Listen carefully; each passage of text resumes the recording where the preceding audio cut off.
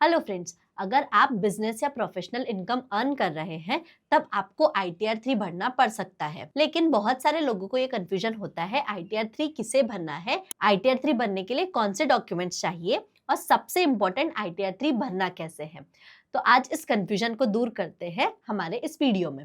तो बिना देर किए लेट्स गेट स्टार्टेड। तो ITR 3 उन लोगों के लिए होता है जिनके पास बिजनेस या फिर प्रोफेशन से इनकम होती है, जैसे डॉक्टर्स, लॉयर्स, चार्टर्ड अकाउंटेंट्स या फिर अपना खुद का बिजनेस करने वाले लोग। अगर आप सिर्फ सैलरी इनकम अर्न कर रहे हो तब आपके पास ITR 1 या फिर ITR 2 का ऑप्शन होता है। लेकिन अगर आपके पास बिजनेस या प्रोफेशन से इनकम है तब ITR 3 का ऑप्शन आपके लिए ओपन है। तो अब नेक्स्ट क्वेश्चन अराइज होता है कि ITR 3 आखिर फाइल किसे करना है। तो ITR 3 जनरली ये लोग फाइल करते हैं जो लोग बिजनेस इनकम अर्न करते हैं या फिर प्रोफेशनल प्रैक्टिस करते हैं, जैसे doctors, lawyers, chartered accountants etcetera. Number 2, freelancers या फिर कंसल्टेंसी सर्विस देने वाले। नंबर 3, F&O, इंट्राडे या फिर शेयर ट्रेडिंग से इनकम अर्न करने वाले। नंबर 4, पार्टनरशिप फर्म से रेम्युनरेशन अर्न करने वाले। जनरली ये लोग ITR 3 भरते हैं। ITR 3 में बिजनेस प्रोफेशन इनकम के साथ ही आपकी सैलरी की, हाउस प्रॉपर्टी की या फिर कैपिटल गेन की इनकम भी इंक्लूड हो सकती है। तो फिर ITR 3 फाइल कौन नहीं कर सकता है? तो इंडिविजुअल्स या HUF को छोड़ के कोई और एंटिटी ITR 3 फाइल नहीं कर सकती है। इसके साथ ही अगर आपकी बिजनेस या प्रोफेशन से इनकम नहीं है या फिर पार्टनरशिप रेम्युनरेशन से इनकम नहीं है तो भी आप ITR 3 बनने के लिए एलिजिबल नहीं हो। इन सिंपल वर्ड्स, जो लोग ITR 1, 2 या फिर ITR 4 भर रहे हैं उनके लिए ITR 3 भरना मैंडेटरी नहीं है। सब लोगों के लिए अलग अलग ITR मैंडेटरी होते हैं। आपके ऊपर कौन सा ITR एप्लीकेबल है, इसके लिए हमारे चैनल पर एक सेपरेट वीडियो अवेलेबल है जिसकी लिंक हमने नीचे डिस्क्रिप्शन में दी है। अब नेक्स्ट क्वेश्चन अराइज होता है कि ITR 3 फाइल करने के लिए आपके पास कौन कौन से डॉक्यूमेंट्स अवेलेबल होने चाहिए। तो ITR 3 फाइल करने के लिए आपके पास कॉमन डॉक्यूमेंट्स अवेलेबल होने चाहिए, जैसे आपका पैन कार्ड, आधार कार्ड, आपके बैंक अकाउंट का स्टेटमेंट और उसकी डिटेल्स। अगर आपकी सैलरी इनकम है तो आपका फॉर्म 16, आपका TDS सर्टिफिकेट, आपने अगर कोई इन्वेस्टमेंट किया है ATC में, जैसे लाइफ इंश्योरेंस प्रीमियम एक्सेट्रा, तो उसके receipts, rent receipts, loan certificate अगर आपके ऊपर एप्लीकेबल है तो, कैपिटल गेन का प्रॉफिट एंड लॉस स्टेटमेंट अगर ये आपके ऊपर एप्लीकेबल है तो, और इसके साथ ही सबसे इंपॉर्टेंट, आपकी बिजनेस और प्रोफेशन से इनकम है तो आपके पास बैलेंस शीट और profit and loss account available होना चाहिए। मैं बैलेंस शीट और प्रॉफिट एंड लॉस अकाउंट कैसे निकालती हूँ, आइए देखते हैं। बैलेंस शीट और प्रॉफिट एंड लॉस एक्सेस करने के लिए मैं सिंपली अपने सॉफ्टवेयर में जाती हूँ, जिसके डैशबोर्ड में मुझे क्विक लिंक्स में यहाँ पर वेरियस ऑप्शंस अवेलेबल मिलते हैं। यहाँ पर मैं अकाउंटिंग ऑप्शंस में जाऊंगी। यहाँ पर मुझे वेरियस अकाउंटिंग रिपोर्ट्स दिखेगी और मैं बैलेंस शीट पर क्लिक करूंगी। बैलेंस शीट पर क्लिक करने के बाद मैं अपना रेलेवेंट फाइनेंशियल ईयर सेलेक्ट करूंगी और मुझे यहाँ पर मेरे असेट्स और लायबिलिटीज की डिटेल्स दिख जाएगी। इसे डाउनलोड करने के लिए मैं सिंपली डाउनलोड एज पर जाऊंगी और एक्सेल या PDF के ऑप्शन के थ्रू मैं ये डाउनलोड कर सकती हूँ। मैंने PDF पर क्लिक किया तो मेरा PDF यहाँ पर डाउनलोड हो जाएगा। यहाँ पर मुझे मेरे बैलेंस शीट की सारी डिटेल्स अवेलेबल हो जाएगी। तो इस तरह से मैं इजीली कुछ ही सिंपल क्लिक्स में अपना बैलेंस शीट एक्सेस कर सकती हूँ। Similarly profit and loss account के लिए मैं यहाँ पर प्रॉफिट एंड लॉस पर जाऊंगी, मैं अपना रेलेवेंट पीरियड सिलेक्ट करूंगी एंड यहाँ पर मुझे मेरे प्रॉफिट एंड लॉस की डिटेल्स दिख जाएगी। उसे डाउनलोड करने के लिए मैं सिंपली डाउनलोड एज पर जाकर PDF पर क्लिक करूंगी तो यहाँ पर मेरे प्रॉफिट एंड लॉस का PDF ओपन हो जाएगा। तो देखा आपने किस तरह से कुछ ही सिंपल क्लिक्स में मैं अपना बैलेंस शीट और profit and loss account statement download कर सकती हूँ। अगर आप भी ये सॉफ्टवेयर यूज करना चाहते हैं तो इसकी लिंक हमने नीचे डिस्क्रिप्शन में दी है। अब सबसे इम्पोर्टेंट पार्ट, आखिर ITR 3 ऑनलाइन फाइल कैसे करना है, तो आइए देखते हैं। इसके लिए हमें सिंपली E-फाइलिंग पोर्टल पर जाना होगा। यहाँ पर हम हमारा यूजर ID, जो कि होता है हमारा पैन नंबर, वो डालेंगे एंड सिंपली कंटिन्यू पर क्लिक करेंगे। कंटिन्यू पर क्लिक करने के बाद इस मैसेज को एक्सेप्ट करके हम यहाँ पर हमारा पासवर्ड डालेंगे एंड सिंपली कंटिन्यू पर क्लिक करेंगे। ये करते ही हमारा E-फाइलिंग का प्रोफाइल ओपन हो जाएगा। यहाँ पर already income tax return filing के पेज पर हमें ले गया है। अगर ये नहीं ले जाता है तो हम सिंपली E-फाइलिंग पे जाके इनकम टैक्स रिटर्न पे जाके फाइल इनकम टैक्स रिटर्न पर क्लिक करेंगे तो भी हमारा ये पेज ओपन हो जाएगा। यहाँ पर हम हमारा रेलेवेंट असेसमेंट ईयर सिलेक्ट करेंगे जो कि है current year. Mode of filing है हमारा ऑनलाइन मोड, जिस पर क्लिक करके हम सिंपली कंटिन्यू पर क्लिक करेंगे एंड स्टार्ट न्यू फाइलिंग पर क्लिक करेंगे। यहाँ पर हम हमारा स्टेटस सिलेक्ट करेंगे जो है इंडिविजुअल, हमारा ITR फॉर्म सिलेक्ट करेंगे जो है ITR 3। यहाँ पर ये हमें बोल रहा है कि न्यू टैक्स रिजीम जो है वो डिफॉल्ट टैक्स रिजीम है और उसमें हमें डिडक्शंस ये वाले नहीं मिलेंगे। यहाँ पर हमारे पास डॉक्यूमेंट्स की लिस्ट है जो हमने ऑलरेडी देख ली है एंड हम सिंपली लेट्स गेट स्टार्टेड पर जाकर क्लिक करेंगे। लेट्स गेट स्टार्टेड के बाद ये हमें पूछेगा कि किस रीजन से हम हमारा ITR फाइल कर रहे हैं। हम सिंपली अदर पर क्लिक करेंगे और कंटिन्यू पर क्लिक करेंगे। यहाँ पर हमें ITR 3 में इतने पार्ट्स देखने को मिलेंगे। यहाँ पर हमारे पास जनरल पार्ट है, इनकम है, बिजनेस है, डेप्रिसिएशन है, डिडक्शन, टैक्स एंड अदर्स का ऑप्शन अवेलेबल है। यहाँ हमारा पार्ट ए जनरल इन्फॉर्मेशन है। दूसरे पार्ट में हमारे पास इनकम की इन्फॉर्मेशन अवेलेबल है। हमारी जो भी इनकम है जैसे सैलरी हुआ, हाउस प्रॉपर्टी हुआ, कैपिटल गेन हुआ, सेल ऑफ इक्विटी शेयर्स अगर हमने करा है तो वो हम उसके हिसाब से ये सारे शेड्यूल सिलेक्ट करते जाएंगे। हमने सपोज कैपिटल गेन का शेड्यूल सिलेक्ट किया, अगर सेल ऑफ इक्विटी शेयर्स किया है तो हमें यहाँ पर ये शेड्यूल सिलेक्ट करना पड़ेगा। इसके साथ ही अगर sale of virtual digital assets यानी क्रिप्टो एक्सेट्रा कुछ है तो हमें ये वाला शेड्यूल सिलेक्ट करना पड़ेगा।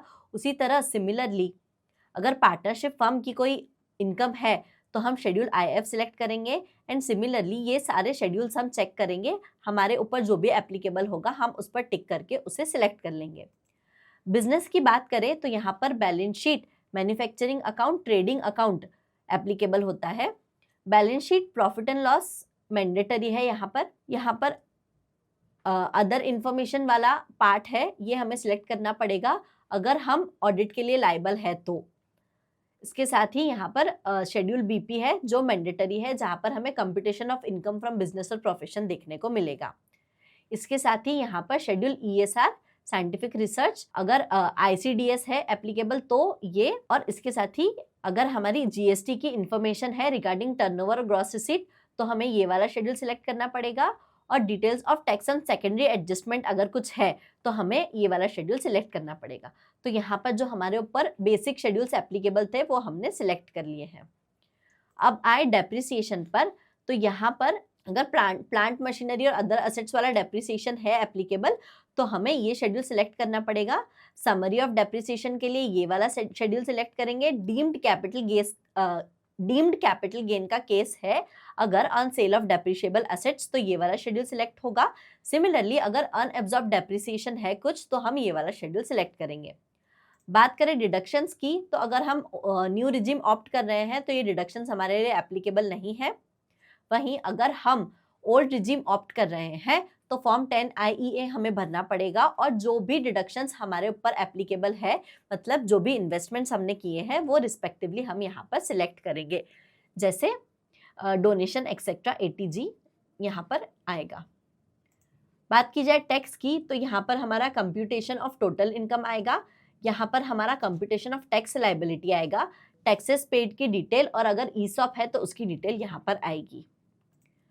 अदर्स में बात करें तो यहाँ पर कैरी फॉरवर्ड, ब्रॉट फॉरवर्ड की डिटेल्स, AMT की डिटेल्स, और साथ ही फॉरेन असेट या फिर कोई फॉरेन सोर्स ऑफ इनकम है तो हमारे ऊपर शेड्यूल FA एप्लीकेबल होगा। वहीं अगर हमारी टोटल इनकम 1 करोड़ से ज्यादा है तो हमें असेट्स और लायबिलिटीज की डिटेल जो है वो यहाँ पर बतानी पड़ेगी, जो शेड्यूल AL में आएगी। ये लिमिट पहले 50 लाख थी जो अब बढ़ के 1 करोड़ हो गई है। तो ये सारे शेड्यूल सिलेक्ट करने के बाद हम सिंपली जनरल पार्ट पर जाएंगे और कंटिन्यू पर क्लिक करेंगे। कंटिन्यू पर क्लिक करने के बाद सबसे पहले हमारा पार्ट ए जनरल इन्फॉर्मेशन आएगा, जिसमें हमारी पर्सनल इन्फॉर्मेशन होगी, कॉन्टैक्ट इन्फॉर्मेशन होगी जो हम चेक करेंगे, और अगर कुछ चेंजेस है तो हम सिंपली एडिट पे जाके उसे एडिट भी कर सकते हैं।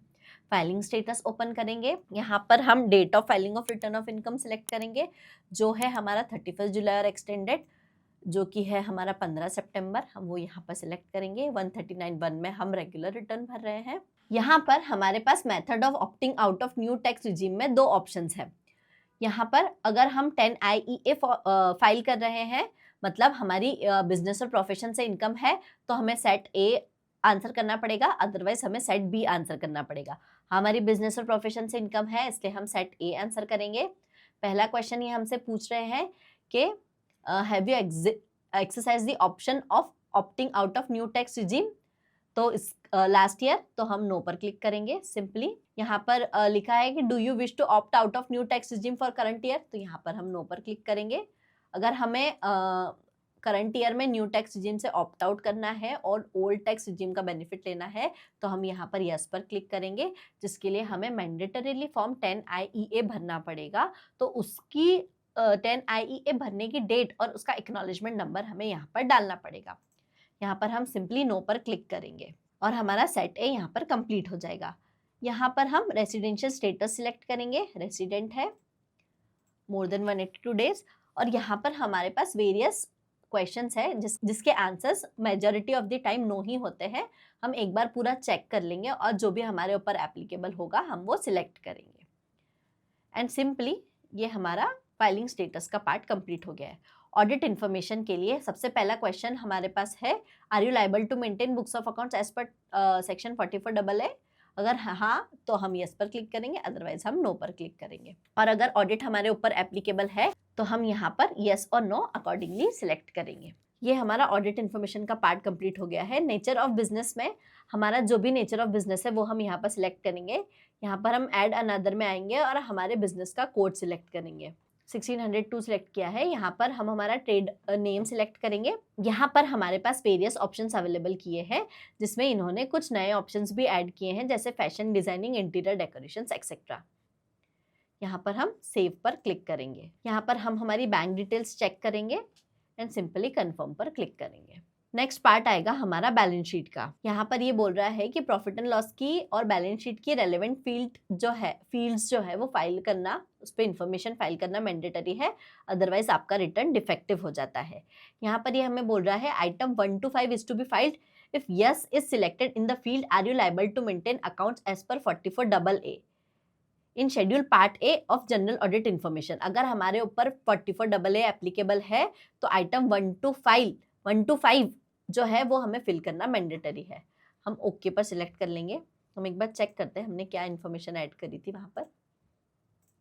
जनरल इन्फॉर्मेशन में, ऑडिट इन्फॉर्मेशन में are you liable to maintain accounts as per 44AA हमने यस सिलेक्ट किया था, मतलब हमारे ऊपर 1 to 5 एप्लीकेबल है। यहाँ पर हम हमारे बैलेंस शीट की डिटेल्स डालेंगे, जिसमें हमारा proprietors fund, loan fund, deferred tax liability, advances etcetera की डिटेल आएगी। वहीं एप्लीकेशन ऑफ फंड्स में हमारे असेट्स की डिटेल आएगी। अगर regular books of accounts maintain नहीं है, मतलब बुक्स ऑफ अकाउंट्स एप्लीकेबल में हमने नो सिलेक्ट किया है हमारे प्रीवियस क्वेश्चन में, तो हमें यहाँ पर सन्ड्री डेटर्स की, सन्ड्री क्रेडिटर्स की, स्टॉक की और कैश बैलेंस की इंफॉर्मेशन डालनी पड़ेगी बस। मतलब अगर हमने यहाँ पर are you liable to maintain accounts as per section 44AA में नो सिलेक्ट किया है, तो हमें यहाँ पर बैलेंस शीट में सिर्फ ये वाला पार्ट ही भरना पड़ेगा। हम सिंपली ये वाला पार्ट भर के अगर कुछ है तो हम डालेंगे, अदरवाइज 000 करके हम इसे कंफर्म पर क्लिक करेंगे। यहाँ पे पार्ट ए मैन्युफैक्चरिंग अकाउंट में हम हमारे मैन्युफैक्चरिंग अकाउंट की डिटेल डालेंगे, जैसे इन्वेंटरी है, परचेस है, वेजेस है एक्सेट्रा, साथ ही क्लोजिंग स्टॉक की डिटेल डलेगी। उसके साथ ही ट्रेडिंग अकाउंट में ट्रेडिंग अकाउंट की, रेवेन्यू की, क्लोजिंग स्टॉक की, ओपनिंग स्टॉक की एंड परचेजेस और डायरेक्ट एक्सपेंसेस की डिटेल्स डलेगी। साथ ही यहाँ पे ड्यूटीज एंड टैक्सेस की भी डिटेल डलेगी। और इंट्राडे से अगर हमारा कोई टर्नओवर है तो उसकी डिटेल यहाँ पर डलेगी और उसकी इनकम की डिटेल्स यहाँ पर डलेगी। एंड हम सिंपली कंटिन्यू पर क्लिक करेंगे। ये हो गया हमारा ट्रेडिंग अकाउंट। यहाँ पर P&L में हम क्रेडिट टू P&L में सारी हमारी इनकम डालेंगे, डेबिट टू P&L में हमारे सारे एक्सपेंसेस डालेंगे, प्रोविजन फॉर टैक्स यहाँ पर आएगा, प्रिजम्पटिव इनकम यहाँ पर आएगी। अगर रेगुलर बुक्स नहीं मेंटेन किए हैं तो उसकी डिटेल्स यहाँ पर आएगी। साथ ही अगर स्पेक्यूलेशन इनकम है हमारी कोई तो उसकी डिटेल्स यहाँ पर आएगी, उसके प्रॉफिट और उसके एक्सपेंडिचर्स की डिटेल यहाँ पर आएगी और यहाँ पर स्पेक्यूलेटिव इनकम का नेट प्रॉफिट कैलकुलेट होगा। नेक्स्ट है हमारा शेड्यूल बीपी, जहाँ पर हमारी अगर कोई एग्रीकल्चर इनकम है तो वो यहाँ पर आएगी, अगर स्पेक्यूलेटिव बिजनेस से कोई इनकम है तो वो यहाँ पर आएगी, स्पेसिफाइड बिजनेस है अगर हमारा 35 AD में तो उसकी डिटेल्स यहाँ पर आएगी। साथ ही इंट्रा हेड सेट ऑफ की डिटेल्स हम यहाँ पर एंटर करेंगे। इसके साथ ही अगर हमारा कैपिटल गेन है तो उसकी डिटेल्स, शॉर्ट टर्म की डिटेल्स यहाँ पर आएगी, लॉन्ग टर्म कैपिटल गेन की डिटेल्स यहाँ पर आएगी। अगर हमने कोई डिडक्शंस क्लेम किए हैं अगेंस्ट कैपिटल गेन तो उसकी डिटेल्स यहाँ पर आएगी। सेट ऑफ की डिटेल्स यहाँ पर आएगी। साथ ही अगर हमने सेल ऑफ इक्विटी शेयर्स किया है या फिर unit of equity oriented mutual fund sale किए हैं तो उसकी सारी डिटेल्स यहाँ पर आएगी। यहाँ पर हम सिंपली CSV अपलोड कर सकते हैं। CSV टेम्पलेट यहाँ से डाउनलोड करेंगे, उसमें सारी डिटेल्स फिल करेंगे एंड सिंपली यहाँ पर अपलोड कर देंगे तो डिटेल्स यहाँ पर ऑटोमेटिकली फैच हो जाएगी। अदर सोर्सेज में यहाँ पर ऑटोमेटिकली हमारी जो इनकम है जो हमारे फॉर्म 26AS और AIS या TIS में दिख रही है वो ऑटोमेटिकली यहाँ पर फैच हो जाती है। जैसे मेरी यहाँ पर इंटरेस्ट इनकम ऑटोमेटिकली फैच हो गई है। इसके साथ ही अगर कोई ऐसी इनकम है जो स्पेशल रेट्स में चार्ज हो रही है जैसे ड्रीम 11 एक्सेट्रा की इनकम तो वो यहाँ पर आएगी। इसके साथ ही अगर 57 के कोई डिडक्शंस है तो उनकी डिटेल्स यहाँ पर आएगी। Income from activity of owning and maintaining race horse की डिटेल्स यहाँ पर आएगी और इन्फॉर्मेशन अबाउट एक्रूवल या receipt of income from other sources की डिटेल यहाँ पर आएगी। हम सिंपली कंटिन्यू पर क्लिक करेंगे। करंट ईयर लॉसेस के सेट ऑफ की डिटेल्स यहाँ पर आएगी। ब्रॉड फॉरवर्ड लॉसेस की डिटेल्स यहाँ पर आएगी। कुछ लॉसेस ऐसे हैं जो हम कैरी फॉरवर्ड कर रहे हैं तो उनकी डिटेल्स यहाँ पर आएगी। अगर AMT है तो उसकी डिटेल यहाँ पर आएगी। अगर आप किसी पार्टनरशिप फर्म में पार्टनर है और आपकी वहां से इनकम है तो उसकी डिटेल शेड्यूल IF में आएगी। यहाँ पर आपको आपकी फर्म का नाम, पैन और आपकी फर्म ऑडिट के लिए लायबल है या नहीं और आपके प्रॉफिट का परसेंटेज और आपने जो इनकम अर्न की है उसकी डिटेल आपको यहाँ पर देनी पड़ेगी। साथ ही आपके 6A के जो डिडक्शंस है अगर आपने ओल्ड स्कीम में ऑप्ट किया है तो वो यहाँ पर आएंगे। न्यू स्कीम में कुछ ही डिडक्शंस मिलते हैं जैसे NPS एक्सेट्रा, तो अगर आपके वो है तो उसकी डिटेल्स आप यहाँ पर ऐड कर सकते हैं। इसके साथ ही अगर ESOP की कोई डिटेल्स है तो आप यहाँ पर ऐड कर सकते हैं। यहाँ पर कंप्यूटेशन ऑफ इनकम आ जाएगा हमारा। इसके बाद यहाँ पर हमारा TDS और TCS की डिटेल्स आएगी। अगर सैलरी पर TDS डिडक्ट हुआ है तो उसकी डिटेल यहाँ TDS 1 में आएगी। TDS 2 में किसी और इनकम पर जो TDS डिडक्ट हुआ है उसकी डिटेल आएगी। TDS 3 में फॉर्म 16B, C, D और E से रिलेटेड TDS की डिटेल्स आएगी। उसके बाद यहाँ पर TCS की डिटेल्स आएगी और अगर आपने एडवांस टैक्स या सेल्फ असेसमेंट टैक्स का पेमेंट किया है तो उसकी डिटेल्स यहाँ पर आएगी। यहाँ पर आपकी टोटल टैक्स लायबिलिटी का कंप्यूटेशन होगा। अगर टैक्स का कुछ पेमेंट आएगा या फिर टैक्स का जो भी रिफंड आएगा वो यहाँ पर हमें देखने को मिलेगा। यहाँ पर टैक्सेस पेड में मेरे TDS की डिटेल्स आ रही है और यहाँ पर मेरा रिफंड है इसलिए ये अमाउंट रिफंड में दिख रहा है। ये देख के हम सिंपली कंटिन्यू पर क्लिक करेंगे एंड हम प्रोसीड टू वेरिफिकेशन पर क्लिक करेंगे। प्रोसीड टू वेरिफिकेशन पर क्लिक करने के बाद हम यहाँ पर सेल्फ डिक्लेरेशन पर क्लिक करेंगे, प्लेस सिलेक्ट करेंगे and simply proceed to validation पर क्लिक करेंगे। यहाँ पर जो भी हमारे एरर्स होंगे वो हमें यहाँ पर दिख जाएंगे। हम ग्रेजुअली वो एरर्स को करेक्ट करते जाएंगे और जब यहाँ पर नील एरर आएगा तो हम हमारा फॉर्म जो है वो कंप्लीटली फाइल कर सकते हैं। फॉर्म फाइल करने के बाद उसे ई-वेरीफाई करना मैंडेटरी है। अगर आप किसी कारण से ई-वेरिफिकेशन तुरंत नहीं कर पा रहे हैं तो आपको मैंडेटरीली ई-वेरिफिकेशन 30 डेज के अंदर करना मैंडेटरी है। अगर वो ऑप्शन भी आपके पास अवेलेबल नहीं है तो आप मैन्युअली अपने रिटर्न की कॉपी को साइन करके CPC बेंगलोर भेज सकते हैं, लेकिन रिटर्न का वेरिफिकेशन करना बहुत ही ज्यादा मैंडेटरी है विद इन 30 डेज। अगर ये नहीं हुआ तो आपका रिटर्न ऐसा माना जाएगा कि आपने फाइल ही नहीं किया है, तो इसलिए अपना रिटर्न फाइल करने के बाद उसे कंपलसरी वेरीफाई करें। तो ये हमने देखी ITR 3 को ऑनलाइन पोर्टल पर भरने की प्रोसेस। ITR 3 उतना भी मुश्किल नहीं है जितना ये दिखता है। बस आपके पास प्रॉपर इंफॉर्मेशन अवेलेबल होनी चाहिए। सारे प्रॉपर डॉक्यूमेंट्स रिटर्न फाइलिंग के पहले आप इकट्ठा करके रख सकते हो और आपको प्रॉपर प्रोसीजर से रिटर्न फाइलिंग करना आना चाहिए। तो आप सिंपली इजी स्टेप्स में ITR 3 फाइल कर सकते हैं।